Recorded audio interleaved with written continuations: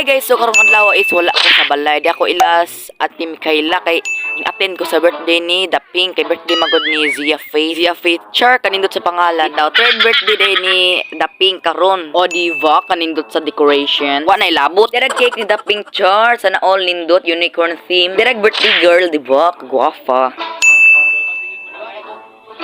Gili sa di si Jang mama si Ate Mikaela og bagong sanina. Andiyan ni mga birthday, syempre di po na makalimtan ng pa-picture kay para remembrance bitaw.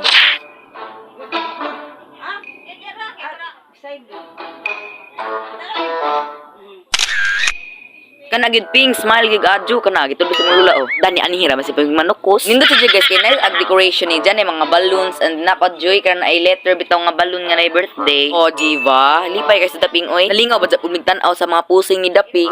Unsa pagkaman ay mga di paday hilom sa. Zia Faith. Ilom daw Pink. Karon kami manalangin kanimo kanunay. Uban sa among pagdaig kanimo. Karon ug ang kanturan. Amen. Okay man na, amen. Anja pagkahuman si nakanindot kay si The Pink kasi nag-slice sa jang cake o diba? Lipay ka sa The Pink oy. Happy birthday, Ating. Andit pagkahuman manganta na sila, di ba? Mo apil pug ko.